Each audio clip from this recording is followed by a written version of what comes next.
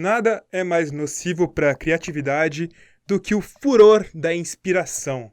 E com essa frase de Humberto Eco, começamos aqui o nosso episódio do podcast do Buzzer Beater. E na semana a gente vai interromper um pouco, falar dos playoffs, que a gente começou no último episódio, que saiu na última sexta-feira, e vai voltar a falar dos prêmios. Faltou um prêmio pra gente falar. Não é mesmo, Felipe? Felipe que tá junto aqui comigo.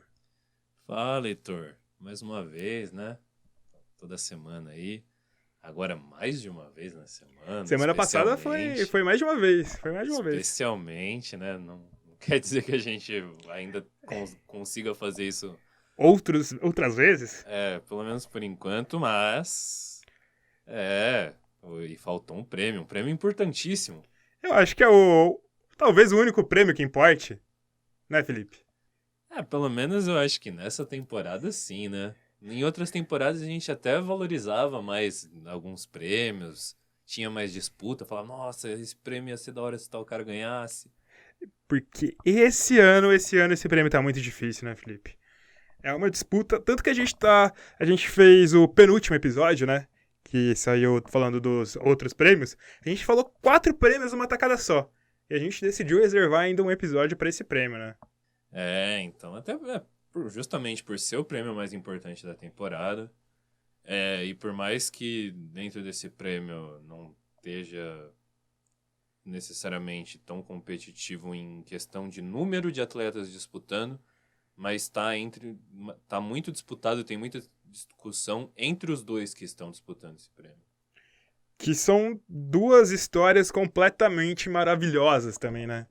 Mas antes de falar esses dois, e só pra anunciar que eu acho que o ouvinte já percebeu, né? A gente tá falando do prêmio de Most Valuable Player. Ou jogador mais valioso da temporada, o melhor jogador da temporada, o prêmio de MVP. Eu falei certo, Valuable, Felipe? Você que manja mais de pronúncia norte-americana do que eu?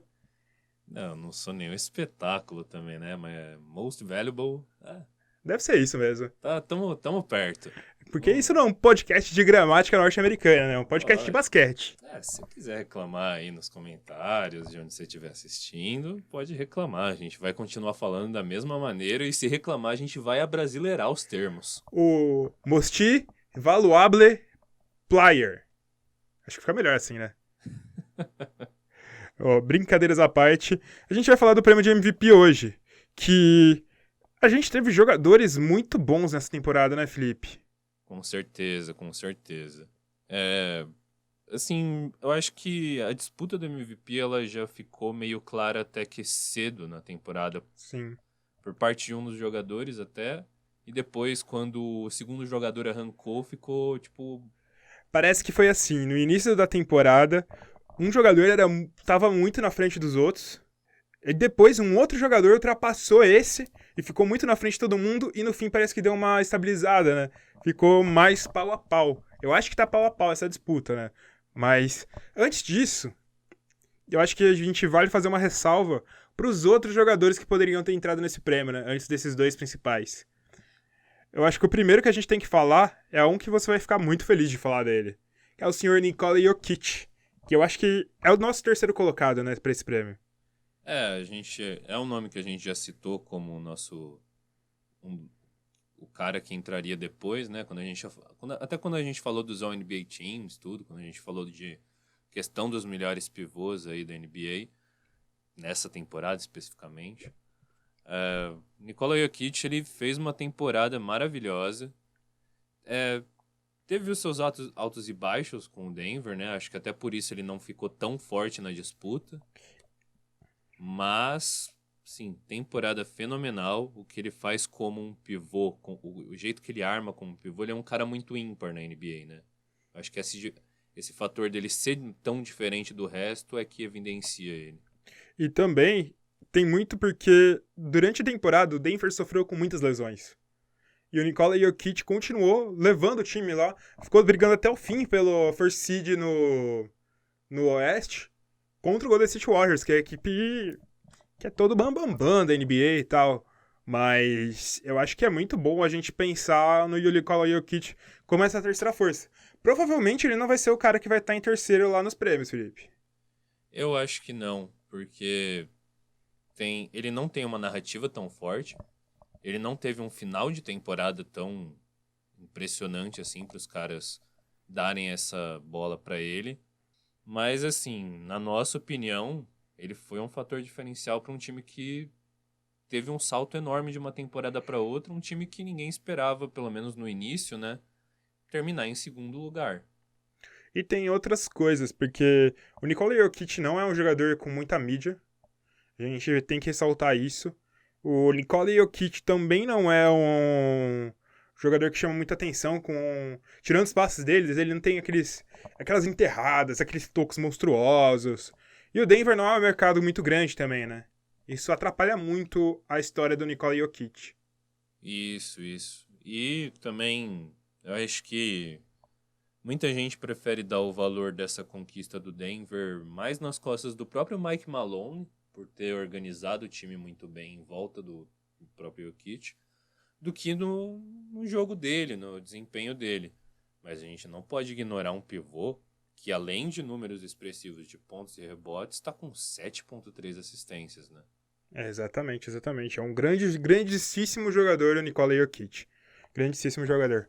Outro cara que eu acho que esse vai ser o cara que vai entrar no top 3 da NBA é o senhor Paul George, que boa parte da temporada ele até tava no nosso top 3, né, Felipe? Isso, e eu acho que até merecidamente, né? Eu acho que ele ter saído fora do nosso top 3 é a justificativa que você usou no episódio para falar que ele não. Que outro jogador mereça o prêmio de melhor Defensive defensor, player. que é o pós All-Star dele, né? Acho que foi a partir desse período mais ou menos em que ele caiu de rendimento e o OKC caiu muito de rendimento junto com ele, né? Eu acho que é meio difícil a gente colocar um cara desse com essa queda de rendimento numa segunda parte da temporada como um terceiro melhor jogador da temporada, né? É meio difícil. Isso, e até porque depois do All-Star Break é um momento em que dá muita força para esses jogadores, esses principais jogadores, coletarem estatísticas, serem os caras dos seus times para terminar com mando de quadra, primeiro lugar, todos esses fatores, E né? terminar com playoff, né? Porque é o que a gente comentou no penúltimo episódio, falando que quase que o KC caiu fora dessa, né? Quem manteve o OKC foi o Westbrook. Westbrook. Outro cara que a gente vale citar bastante, é um cara que agora nos playoffs já tá crescendo muito de desempenho, é o senhor Stephen Curry, né, Felipe? Eu prefiro não comentar. Eu, eu fico pasmo, cara, eu fico pasmo. Ele parece estar melhor do que as temporadas dele de MVP, sabe? Parece que ele ano a ano vai evoluindo e, porra, isso é, acho que o maior símbolo da grandeza dele, sabe? Eu acho que tem muito no Stephen Curry o que a gente via em últimos anos no LeBron James. Que o Stephen Curry, pra ele voltar a ser MVP, ele vai ter que ter um ano assombroso. Porque esse é o nível que a gente já espera dele. E é bizarro, né? Porque o que a gente já espera dele É é, muito bom. é muito bom, mano. Os números dele aqui foram 27,3 pontos por jogo, 5,2 assistências, um número alto de rebotes, 5,3 rebotes por jogo. E o mais absurdo, né? Ele manteve a eficiência dele da linha de 3 pontos, melhorou mais ainda na última corrida, né? No final da temporada. E não foi por muito que ele não conseguiu outro 40, 50, 90. Exatamente. O Stephen Curry, ele é esse jogador que, tipo, você consegue esperar que ele vai tirar um coelho da cartola a qualquer momento. Você consegue esperar atuações assombrosas dele. Você consegue esperar que ele jogue mais pro time pra deixar outros jogadores terem atuações assombrosas. Cara, ele é um dos jogadores meus favoritos dessa NBA. E nessa temporada ele merece estar nesse top 5 pra mim. Heitor, eu acho que agora que ele saiu do hype, né? Não tem tanta modinha. Já... Até eu tô começando a olhar ele com melhores olhos. Mas Cara, eu acho que hoje o Stephen Curry é um jogador muito difícil de ter hate. Ele já saiu desse espaço de ser hateado pelas pessoas tal. Eu acho que hoje ele é mais adorado do que hateado. concordo. E ainda mais com o meio que a virada do próprio LeBron, né? Que era sempre foi o antagonista do Warriors. o cara que enfrentava o Warriors, essa virada do LeBron de ser um cara meio que um vilão num dos maiores mercados da NBA, eu acho que até conferiu ao Stephen Curry deles esquecerem do super Sim, time, sim. dos super vilões do Golden State Warriors, né? Grande temporada do Stephen Curry.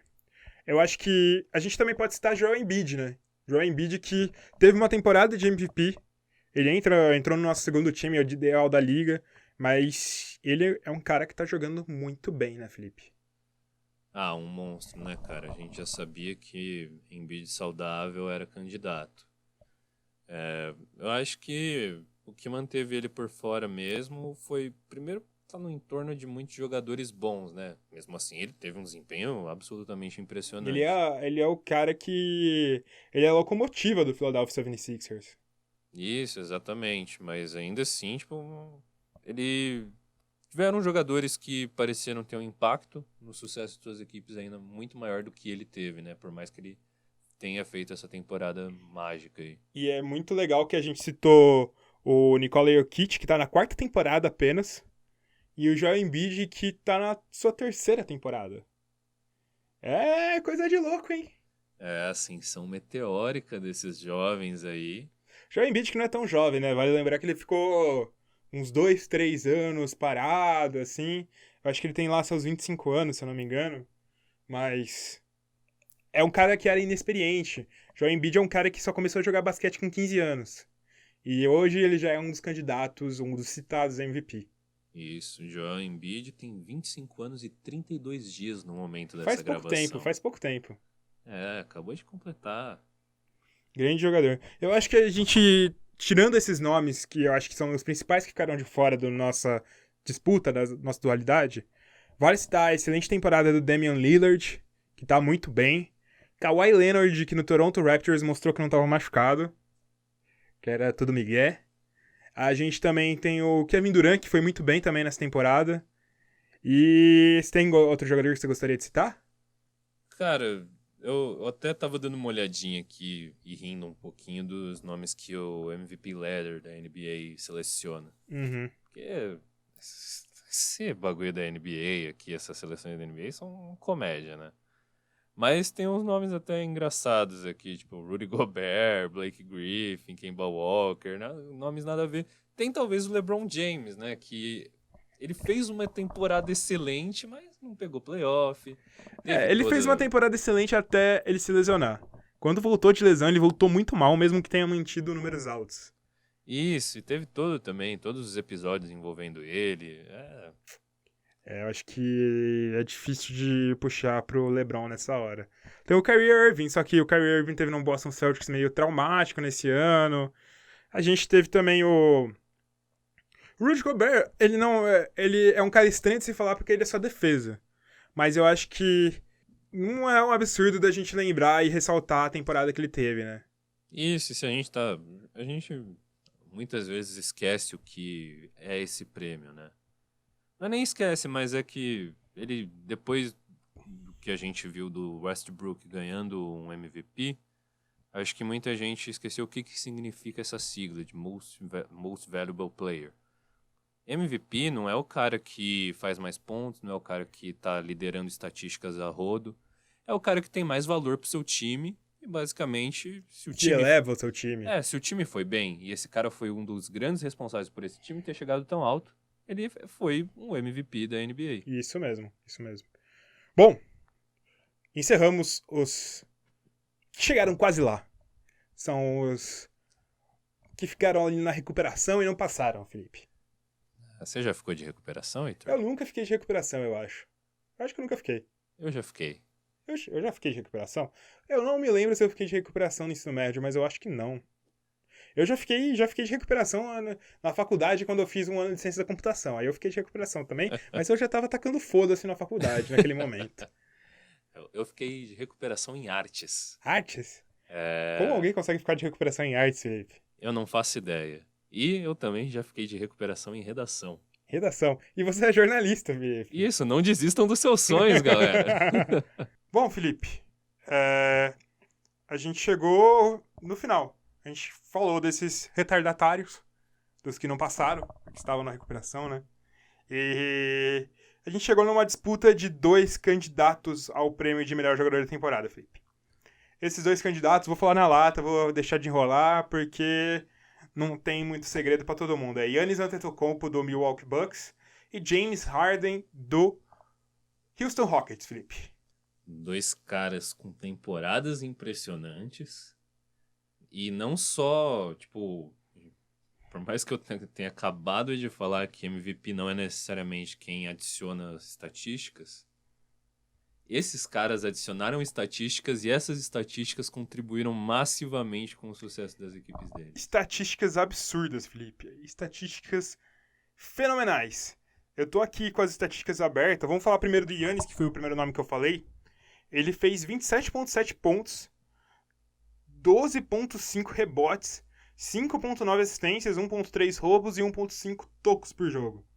Isso sem cesta de 3, hein? Rapaz, pra ver o que uma espécime física anormal consegue fazer na NBA, independentemente do que está transitando no jogo, né? Comparação estatística, tipo, é óbvio que não dá pra comparar com os jogadores em si, mas, tipo, os números do Giannis, eles estão parecidos com os números daqueles pivôs das eras em que pivôs dominavam a NBA. E ele não é um pivô. E ele não é um pivô. E numa era em que é realmente difícil um cara coletar esse tipo de número, né? E ele tá tendo, além, diferente desses pivôs, ele tem quase 6 assistências por jogo, que é muito mais do que muito armador na NBA. Pois é, cara. Vamos começar falando do Giannis, então, depois a gente fala do Harden. Vou trazer agora os outros números de estatísticas avançadas, para mostrar o quanto o Giannis é absurdo, Felipe. Se a gente pega o número de pontos que ele faz por 100 posses, o número de pontos, não que ele faz, na verdade, né? O número de pontos que o time faz com ele em quadra a cada 100 posses. O Giannis tem um dos melhores offensive ratings, que é o nome dessa estatística, da liga, com 121 pontos por cada 100 posses. Só que isso por si só já é absurdo, que mostra que ele tem uma massiva contribuição no ataque do Milwaukee Bucks e no ataque de qualquer time da NBA. Só que se a gente olha pro defensive rating, que é o tanto de pontos que a equipe cede com ele em quadra a cada 100 posses, são 99 pontos. O diferencial disso é 22 positivo. Isso é muito absurdo. Muito absurdo, Felipe. Muito. Isso. E pra situar também as pessoas nessas estatísticas, tipo, 120, 99... 99, abaixo de 100, é algo muito baixo já. Muito baixo. 120 é algo muito alto, e inclusive, normalmente, quando a gente vê jogadores que estão com esse tipo de 120, 120 e pouco, perto de 120, são jogadores que jogam menos tempo, que também o tempo de quadra acaba influenciando na variação do offensive rating desses jogadores. Jogadores que jogam pouco tempo de quadra tendem a ter esses números um pouco mais diferentes, descolados da média da liga, né? O Giannis joga 32 minutos. O Giannis, ele joga um tempo relativamente grande e mantém esses números muito consistentes. É uma temporada muito fenomenal do Giannis Antetokounmpo. Vamos falar de outras estatísticas avançadas. Tem uma estatística, Felipe, que chama win shares. Sabe o que são win shares? Win shares é basicamente uma quantificação, né, do quanto um jogador contribui para as vitórias do time. Né? São basicamente o quanto de vitórias estão na conta desse jogador. Tipo, de todas as vitórias do Bucks, quantas vitórias são nas costas do Giannis? E ele teve 14,4, mas o absurdo disso não é só o 14,4. É o quanto de win shares, qual a porcentagem que ele tem de win shares por 48 minutos, que é basicamente um jogo. Ele tem 30%, ele é responsável por 30% de uma vitória do Milwaukee Bucks em um jogador. É muita coisa, Felipe. Isso, não, é bizarro. Ele não é o líder de win shares da liga, né? Inclusive, ele tá empatado com o Rudy Gobert na segunda posição, para ver o valor do Rudy Gobert, por que a gente citou ele. Mas ele tem adaptado, né, o win shares por 48 minutos, ele é o líder da liga. E Tá muito alto, muito alto. A gente tem também o Box Plus Minus, que aí é o tanto que... A diferença, né? A diferença de pontuação dele em quadra e fora de quadra. Eles dividem essa estatística em ofensiva e defensiva. Na ofensiva, ele tá com 5.7. É um número alto. E o mais absurdo é que ele repete quase esses números na defensiva, que é 5. Ele tem 10.8, Felipe. 10.8. É bastante coisa, é bastante coisa. É, isso aí. Ele é o segundo melhor jogador da liga em Value over Replacement Player, que é o valor do jogador por cima de um jogador que substitui ele em quadra, né? Basicamente o valor sobre o reserva, com 7.6. E o interessante de falar dessa estatística, que essa estatística apresenta bastante sobre o jogador em si, só que também apresenta por aqueles que vão substituí-lo. Tipo, se você é um jogador mediano num time horrível, o seu VORP vai subir muito, porque seu valor de substituição vai ser muito alto. A questão é que o Bucks ele não tem um banco ruim. Exatamente. Mesmo com um banco bom, ele tem esse valor de substituição. É uma coisa muito doida, né? Né, bizarro. E também, se a gente pega as offensive win shares e defensive win shares, que é a divisão dessas win shares na parte ofensiva e defensiva, se eu não me engano, o Giannis é o único jogador que está no top 5 de ofensivo e defensivo ao mesmo tempo. Esse jogador que ele é completo. O Giannis, ele só não tem arremesso de 3, mas ele impacta tanto no lado ofensivo quanto no lado defensivo. Que aí é uma coisa até que eu tinha comentado no caso dele ser o Defensive Player of the Year, que foi o meu voto. Que é muito foda isso do Giannis. É muito, muito foda mesmo. É muito, muito bom. Mas se a gente fala em números, talvez não represente tanto a grandeza do Giannis quanto que ele é.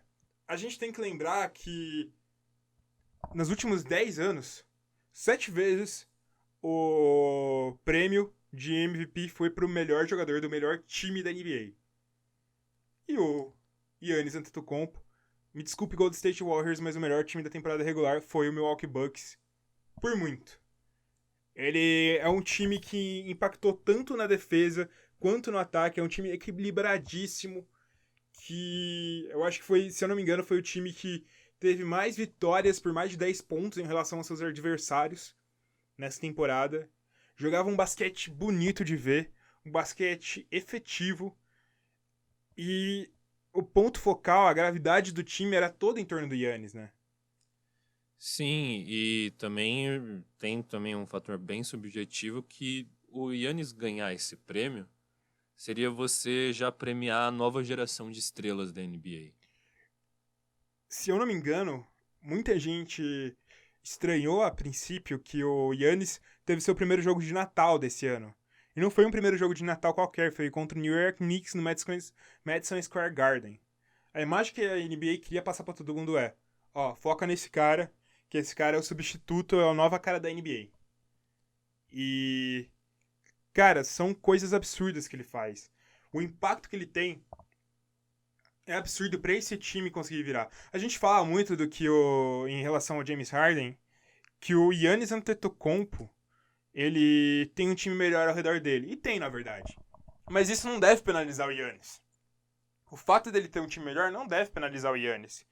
E mesmo ele tendo um time melhor, quando o Giannis não tá em quadra, o time cai muito. Cai muito, muito, muito, muito. Teve um jogo, tudo bem que tava no final da temporada, né? Mas eles perderam pro Cleveland Cavaliers sem o Giannis. E era quase o time completo. É uma coisa muito, muito foda o que o Giannis tem feito nessa temporada, Felipe. Isso, e aí você falou também da parte de imagem, mas ele é a parte desse protótipo de jogador que a NBA espera pro futuro, né? Cara alto, longo, móvel, que consegue fazer várias coisas ao mesmo tempo.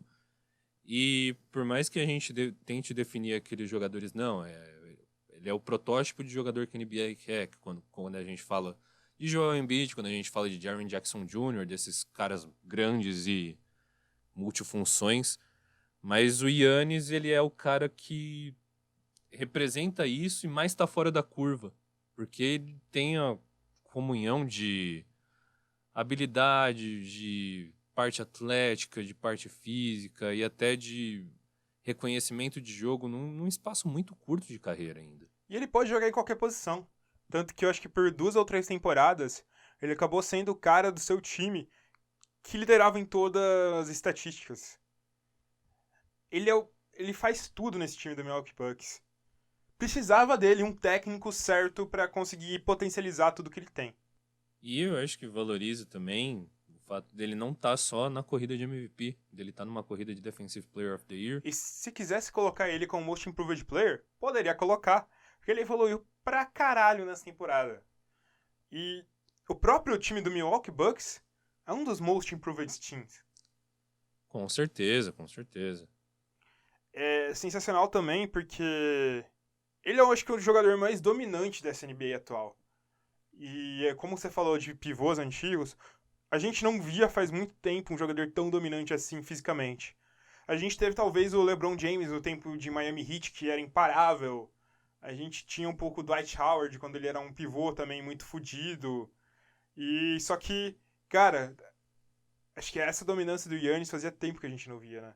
Tem muita gente que coloca ele talvez como um atleta da NBA mais atlético da história. Só perdendo talvez pro Will Chamberlain. É, provavelmente.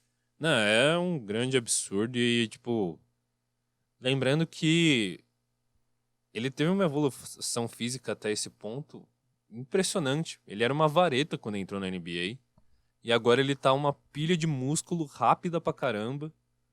Então, basicamente não tem como parar. É igual quando o Shaq entrou magrinho na NBA e foi, tipo, ficando um tanque de guerra, sabe? O Giannis também, tipo, ele não vai ser um Shaq, obviamente, porque nem vale a pena pra ele ser um Shaq. Não faz ele sentido. Não precisa, ele precisa ser móvel, ele precisa ser rápido. É, então. Então, cara, o Giannis, a gente ficou vendo aquele vídeo lá dele cruzando a quadra, batendo a bola só uma vez depois de roubar ela. E pulando da linha de lance livre pra fazer a cesta. Pra fazer a cesta na enterrada, né? É, não, isso é um absurdo. Isso você não vê qualquer outro jogador da NBA fazendo isso, cara. Eu acho que se ele quiser, se ele pegar uma corrida do início da quadra, ele consegue enterrar saindo da linha de 3. Aí você já... Ele consegue emular o Space Jam. Space Jam 2, quem vai salvar o LeBron vai ser o Giannis. Mas o Giannis falou que não quer gravar porque ele vai perder 2 semanas de treino à toa. Absolutamente certo. Absolutamente certo. E outra coisa, você falou também que ele evoluiu fisicamente. O tanto que ele evoluiu como jogador. Vale lembrar que o Giannis foi draftado numa 10ª posição, saindo da 2ª divisão da Grécia sem ninguém nunca ter visto ele jogar direito.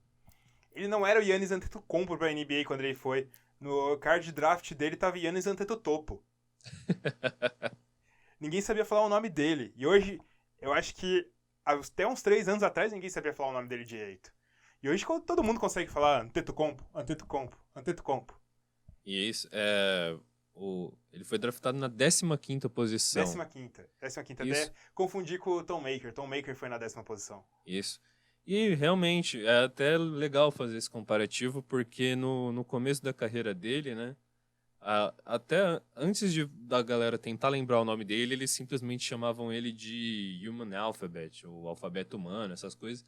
E hoje ninguém usa mais essa porra desse apelido. Ou falam Antetokounmpo, ou falam Greek Freak. Ainda bem que não usa esse apelido, porque puta apelido horrível. É uma bosta, mas os narradores dos jogos falavam isso, né? E é muito absurdo, tanto que um jogador que não é de loteria virou esse jogadorzaço da NBA. Cara, hoje não dá pra falar, mas eu coloco muito minhas fichas que o Giannis vai virar um jogador extremamente dominante nos próximos anos, mais do que ele já é hoje.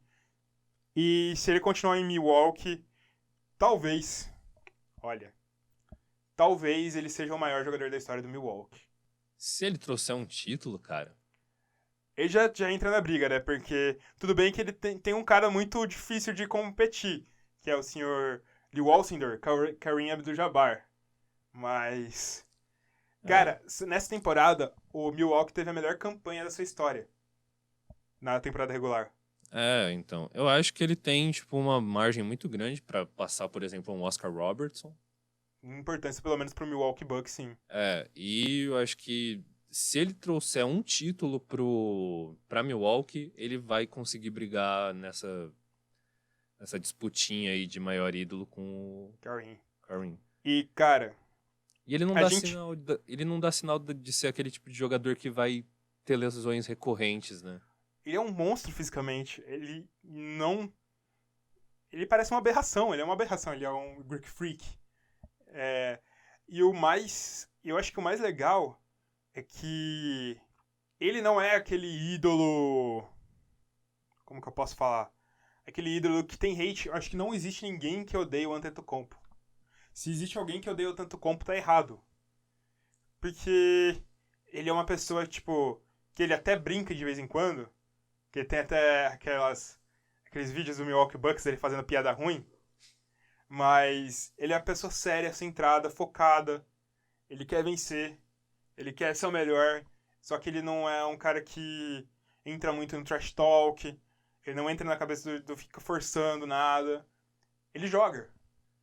Não tem nem muito o que odiar também, porque o Milwaukee tava fora de evidência também em disputa de colocação, em disputa de título. Então, essa evolução gradativa dele de performance, eu acho que muita gente acabou vendo de fora falando, nossa, que cara legal. Nossa, vou acompanhar, nossa, ele joga muito. Até que chegou um ponto em que tava todo mundo já gostando dele e o Milwaukee alcançou o sucesso, né? E a gente falava muito que seria muito difícil de saber quem ia ser o rei do leste depois que o LeBron saiu. O Yannis pegou e agarrou. Não, isso aqui é meu. Não sei por que vocês estavam se perguntando. Sou eu aqui. Esquece o resto. Valeu, Kawhi. Valeu, Kyrie Irving. Mas é aqui comigo. Excelente temporada do Yannis. Excelente temporada do Milwaukee Bucks. Que, cara, eu acho que dá pra dizer que o Milwaukee Bucks foi o melhor time da NBA nessa temporada regular. Não, na temporada regular, com certeza. A gente ainda não acredita tanto neles nos playoffs porque a gente sabe que o Golden State Warriors sempre se guarda pros playoffs. Isso. Mas... E a coleção de gente do Warriors que pode decidir um jogo é até maior do que... Sim. Mas... Eu não sei, hein? Eu não sei. Esse time é muito bom. Esse time é muito bom e o Yannis é muito bom. A gente tá falando de MVP, a gente tem que focar no Yannis, né? E os playoffs não valem a pena falar disso também porque, em teoria, o MVP vale a temporada regular. Então, cara, sensacional. Eu fico muito feliz com essa temporada do Yannis, porque o Yannis é um dos jogadores meus favoritos há muito tempo. Eu gostei. Quando começaram a sair esses vídeos de piadas ruins, eu comecei a falar, que legal. Mas cada vez mais ele foi se tornando esse jogadorzaço, aço aí. Ele deixou de ser um ídolo cult pra ser um grande ídolo da NBA. Mas, Felipe, não tá fácil pra ele. Do jeito que a gente falou, parecia que, como que a gente não vai dar o prêmio pro Yannis? É que, cara, eu acho que do jeito que a gente vai falar agora vai parecer. A partir do meio da temporada pra frente, não é nem do meio da temporada, é do meio da primeira metade, do segundo quarto da temporada. O que o James Harden começou a jogar, cara, é coisa que a gente só ouvia em vídeo do YouTube, em galera comentando. Tipo, é histórico o que Harden fez nessa temporada. E não foi simplesmente por escrever o nome dele na história, né? Isso acabou sendo uma necessidade do time. O Houston Rockets acabou precisando dele fazer tudo isso para se manter em disputa.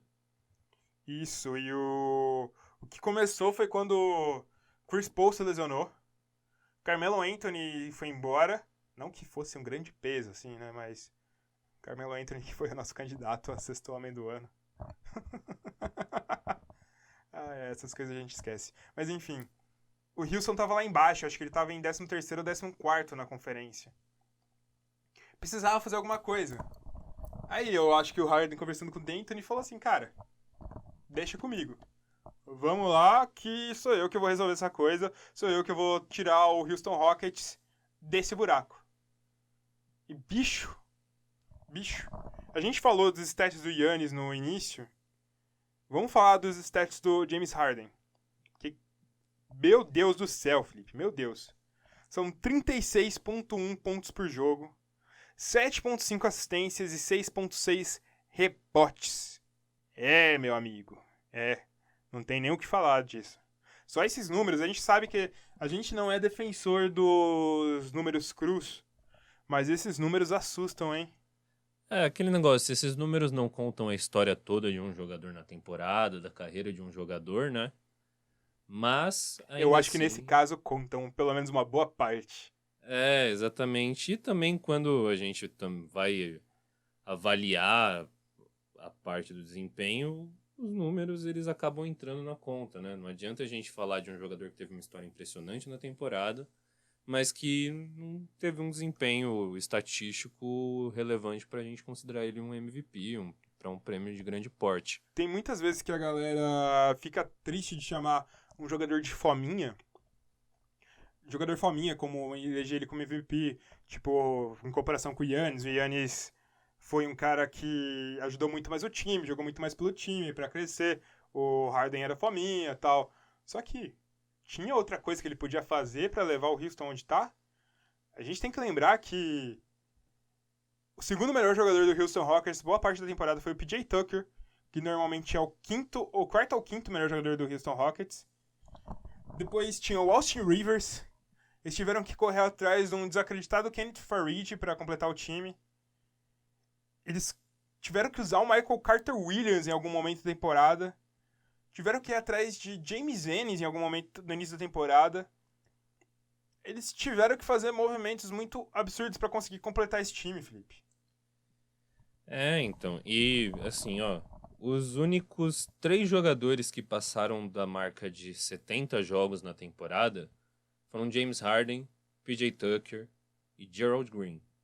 Gerald Green era um cara que há pouco tempo atrás ele tinha voltado para a D-League e ele chegou a arremessar 15 arremessos por jogo nessa temporada. E, cara, o Gerald Green não é um cara que é para arremessar 15 arremessos por jogo. Exatamente. Ele não é um cara nem para ser o sexto homem de um time. Hoje em dia não, né? No passado até valeria a pena, nas épocas de Nets dele, nas épocas de Boston. Mas hoje não dá. Então, em vários momentos da temporada, então, James Harden não pôde contar com Clint Capela, não pôde contar com Eric Gordon, não pôde contar com Chris Paul, que nem você falou. Você tem até um Danuel House. Ninguém na NBA Danuel House que depois de um tempo que eu acho que se encerrou o contrato dele de two-way, ou deu algum problema com o contrato dele de two-way, eles ficaram sem o Danuel House, e o Danuel House fez muita falta. É, então. Ele nem tem nome de Daniel, é Danuel. Danuel.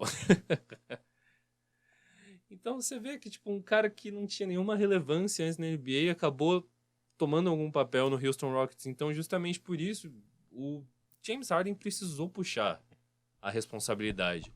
E por mais que as pessoas possam falar, ele foi fominha, tudo bem, teve 5 turnovers por jogo, é uma média alta pra cacete, beleza. O time precisava disso dele. E também tem um outro fator, que o James Harden nessa temporada, não que tenha sido, nossa, impressionante, mas ele jogou a melhor defesa da vida dele. Sim, ele aprendeu a se posicionar, né? É outra coisa. E falam muito do James Harden, tipo, ele cava muita falta, o jogo dele é ruim da NBA. Cara, ele arremessou 11 lances livres por jogo. O Giannis Antetokounmpo, que é o concorrente dele, arremessou 9,5. E não fala do Giannis Antetokounmpo. Tudo bem que as faltas de James Harden são no arremesso de 3. Giannis tem um jogo muito mais de contato no garrafão. Mas, cara, é o estilo de jogo dos dois. E o objetivo é o mesmo, sabe? Se um cara parte pra dentro da cesta, ele parte não só objetivando fazer uma bandeja, uma dunk e um ponto. Ele parte pra dentro, pra infiltração, sabendo que se ele for impedido nesse movimento, ele vai sofrer uma falta e ele vai ter esses lances livres. A mesma coisa vale para essa estratégia do James Harden. Inclusive, ele sofre muitas faltas de infiltração. E essas faltas de jump shot têm o mesmo objetivo que essas faltas sofridas em infiltração. Então, tipo, não tem o que ficar reclamando, sabe? É do jogo, é o estilo de jogo do cara. E tem aquelas estatísticas que se a gente tira as faltas, e o James Harden ainda lidera por muito em pontos na NBA. É, cara, ele foi um monstro, foi um monstro, foi um monstro. E agora a gente vale falar de alguns recordes, né? Ele foi o primeiro cara a fazer pelo menos 30 pontos contra todos os times da NBA. Em uma temporada. Você tem noção do que é isso, Felipe? Não faz sentido, né? Alguém conseguir... Cara, 30 pontos é um absurdo de performance. E pra ele virou tipo um dia bom, um dia comum. Um E dia bom pra ele é outra marca, não é mais 30 pontos. eu acho que isso também demonstrou a parte dele. Ah, tudo bem, tenho jogadores imparáveis aí fisicamente, mas eu, no meu melhor, também sou imparável. Nenhum dos times conseguiu me segurar. Eu fiz 30 pontos em todos esses caras. E o que é um dia bom pro James Harden não é mais 30 pontos que eu falei. São 50 pontos. James Harden fez isso acho que 13 vezes durante a temporada. 11 ou 13 vezes. Alguma coisa por aí. E fez mais de 60 pontos 2 vezes na temporada. Se eu não me engano, o resto da liga, junto, fez 9 ou 10 vezes. Alguma coisa por aí. Ou seja, o James Harden fez mais jogos de 50 pontos do que o resto da liga inteiro junto. E essa foi uma temporada que bateu recorde em jogos de 50 pontos. Né? E também tem o recorde absurdo dele, tipo, o segundo único atrás do Will Chamberlain, que é o de jogos consecutivos fazendo 30 pontos ou mais. Ele fez 32 jogos consecutivos. Cara, é doideira, doideira, doideira, doideira. E se a gente fala de estatísticas avançadas que são aonde a gente consegue olhar o impacto maior de um jogador, o James Harden tá bem nelas também, hein, Felipe? Ele tá com 118 de offensive rating. É menos que o Antetokounmpo, mas é um número bem alto. E 108 de defensive rating, que é um número comum até. Não é um número absurdo de alto. Então ele não impacta mal tanto a defesa. O offensive box plus minus dele é muito absurdo, Felipe. É 10.5. O defensivo também é positivo, com 1.1. Então ele não atrapalha a defesa como todo mundo fala. Então o box plus minus dele é 11.7. Qual a posição dele aí entre os maiores da NBA, Felipe? Você sabe? Do Box Plus É. Minus. Offensive, ele é o primeiro, com 10.5. O segundo é o Stephen Curry, com 7.7. É uma boa diferença. É uma boa diferença, vamos dizer. É, no defensivo ele não aparece, tem jogadores mais relevantes, né? Mas eu falei a gente falou do Vorp antes, do Giannis é o segundo. Adivinha quem é o primeiro? James Harden, James com Harden. 9.9. Cara, um absurdo. A gente falou das win shares também. Quem que é o primeiro? James Harden. James Harden, 15.2 win shares. 15.2. E quantas vitórias o Houston teve nessa temporada? Se eu não me engano, foram 52. Foi por aí, 50 e poucas. Então, ele conseguiu mais do que um quarto das vitórias do Houston Rockets. Houston Rockets conseguiu 53 vitórias. Foi mais do que um quarto das vitórias do Houston Rockets. Estão na conta de James Harden. E vale lembrar que o basquete é um jogo de 5 jogadores que começam em quadra, mas normalmente tem mais uns 3 ou 4 na rotação comum do time. É, cara, ele também lidera a liga em offensive win shares, né, com 11.4. E a gente também tem o usage percentage dele, que não tem muita relação com o prêmio em si, mas é engraçado destacar o quanto que ele precisou carregar esse time nas costas. Usage percentage, para quem não conhece, é basicamente a porcentagem de jogadas, né, que um jogador encerra no seu time. Encerra chutando, ou perdendo a bola, ou fazendo alguma coisa. E o usage percentage dele é de 40.5. É muita coisa, muita O segundo coisa. colocado é 33.3, que é algo alto, que é o Joel Embiid. E mais de 30 é muito alto. E ele conseguiu mais do que 40. É... E tem outra coisa também do James Harden que é muito importante de assegurar, que, cara, às vezes a gente não tem noção do que é. fazer 36 pontos por jogo é uma coisa muito doida. Você lembra de quando tem muita gente que... Eu não concordo tanto, mas tem muita gente que fala que o Kobe devia ter ganho aquele MVP de acho que 2005, 2006, que ele fez 36 pontos alguma coisa? É alguma coisa assim em cima do Nash, né? Que o Nash não teve tanto assim. Que o Kobe teve uma temporada... O Harden teve uma temporada parecida. O Harden foi melhor, cara. Porque o Kobe tinha conseguido só ficar em 7º lugar. O Harden ficou em 3º. Não tem nem a desculpa de que ele não tá numa campanha muito boa. Ele tá numa campanha boa com o seu time. Kobe foi na temporada de 2005, 2006, em que ele fez 35,4 pontos. Ele tá melhor. Ele tá melhor. Individualmente, coletivamente. Então, cara, só pra ter uma noção, que essa era a nossa referência de temporada absurda de pontuação. O Kobe em 2005 e 2006. Isso. É um absurdo. E a gente tá falando de uma época em que, tipo, a parte ofensiva da NBA nem era tão evidente naquela temporada, era muito individual, né? Hoje o normal é a gente ver esses números sendo mais divididos entre os jogadores e mesmo numa era dessa, a gente consegue achar um cara ímpar que faz números absurdos como o James Harden, né? Então, bicho, a questão é essa, que o James Harden basicamente fez uma temporada absurda, porque ele tinha que fazer essa temporada absurda, e James Harden basicamente conseguiu fazer com que o time fosse bem, mesmo com essa temporada absurda. Cara, eu acho que não tem muito o que falar do James Harden, cara. Eu diria até que pela definição pura do prêmio MVP, ele acho que até nessa temporada combina mais até do que o Giannis Antetokounmpo, cara. Mais pelo ambiente em volta, sabe? Pelo fato de não ter um elenco de apoio melhor.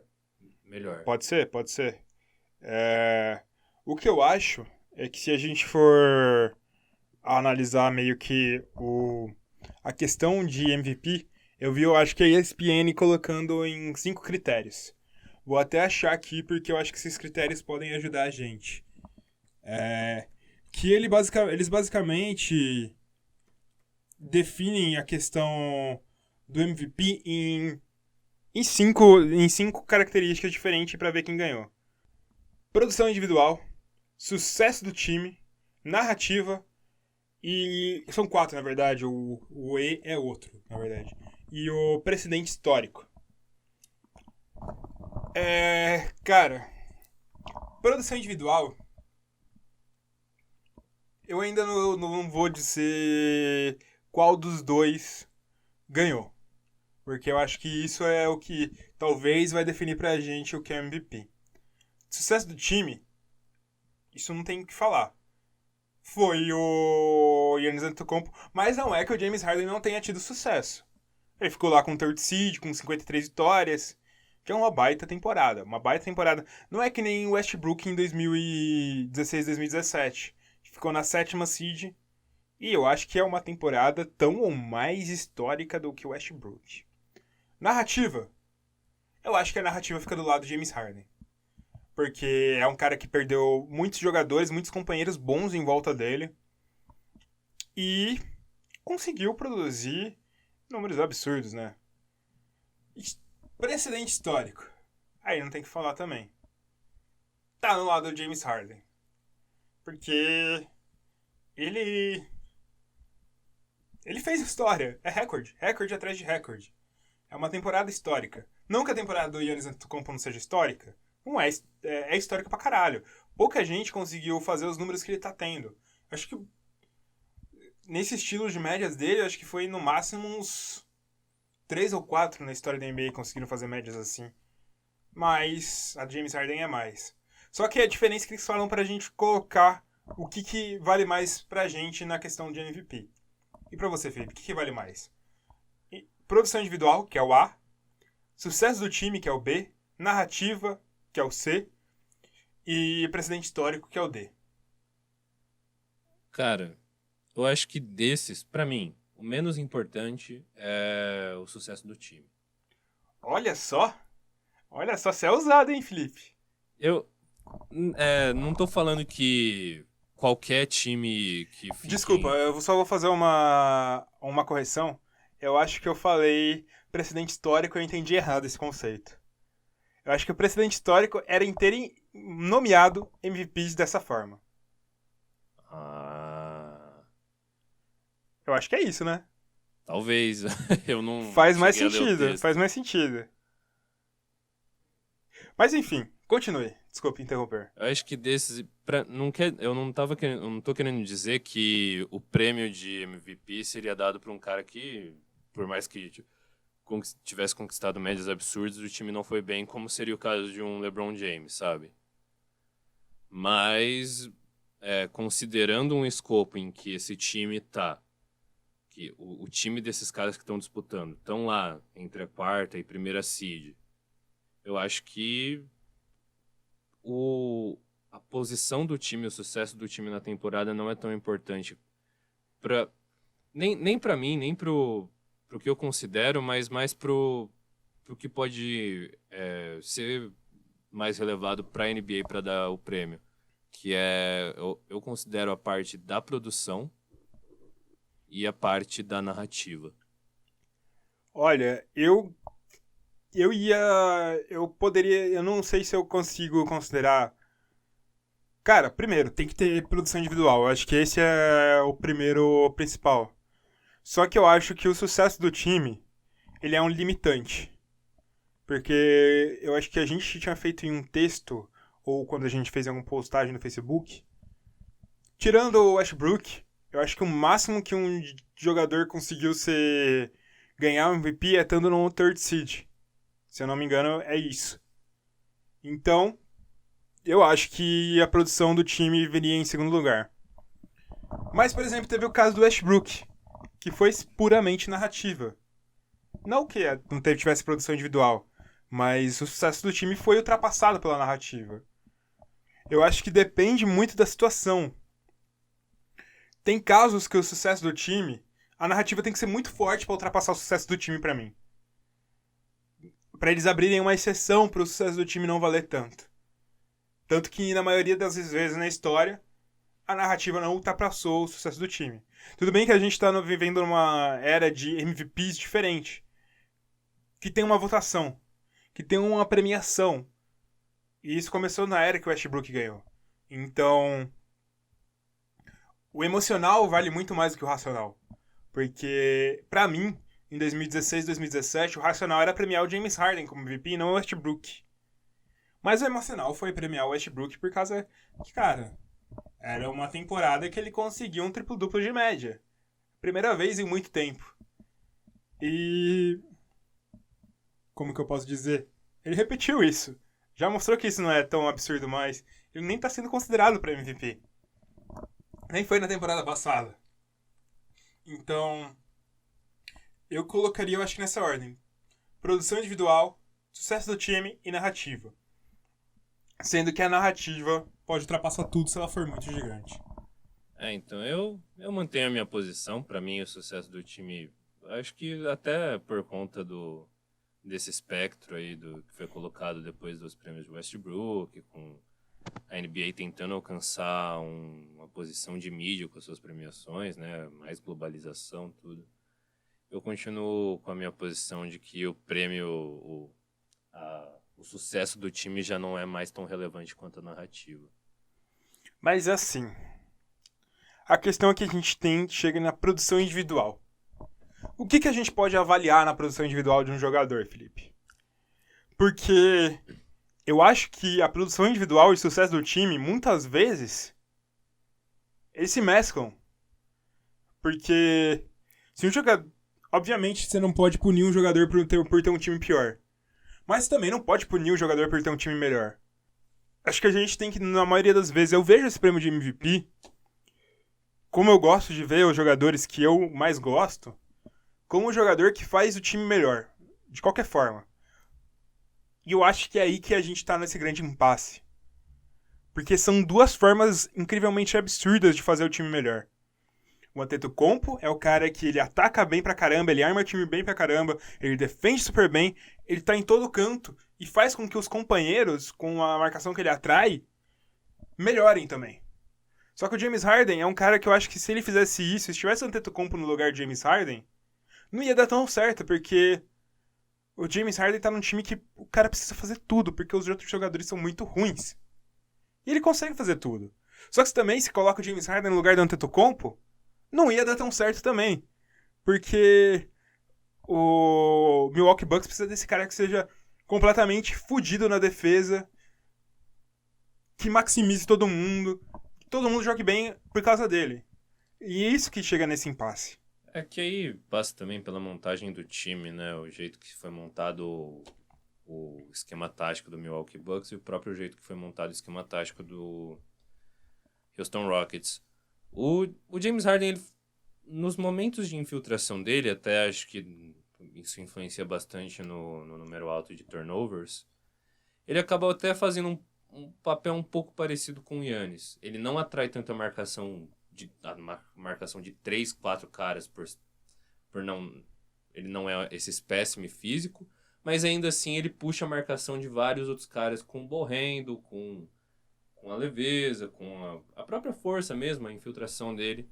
Até por isso ele tem um número até que alto de assistências, né? Sim. Tudo bem, o número alto de assistências também influencia o próprio fator Chris Paul fora do time. James Harden precisou pegar a bola, inclusive nos momentos em que ele não finalizava a jogada, ele precisava passar. Mas eu acho que esse ponto que você tocou é legal, de a gente não poder punir nem premiar, né? A gente não pode punir nenhum dos dois casos. Nenhum dos lados. Se a gente pega puramente estatísticas, eu diria que a coleção de todas as estatísticas do Giannis Antetokounmpo são até mais impressionantes. A coleção do total de estatísticas que ele... Ele é um cara que quase conseguiu um 30-15. Exatamente. E também por mais que ele as estatísticas avançadas que o James Harden lidera, o Giannis está lá, no top 3, top 5. E as estatísticas defensivas que o James Harden nem aparece, ou algumas outras estatísticas também que ele nem aparece, o Giannis também está lá. Top 3, top 5. Então, o Giannis, ele é uma coleção bizarra de tudo, né? De jogo, de time muito bem montado, de eficiência estatística, né? Ele coloca os números que o time precisa. E já o James Harden, ele tem uma característica muito mais focal, né? O time não precisa do James Harden defendendo.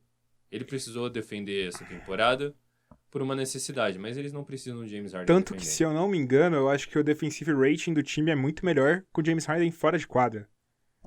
Exatamente. E aí entra a parte em que o James Harden é muito bom e o que alavanca ele para chegar numa disputa tão forte de MVP. Só uma coisa, só pra mostrar os números. Não é muito melhor, mas é melhor por 2,5 pontos.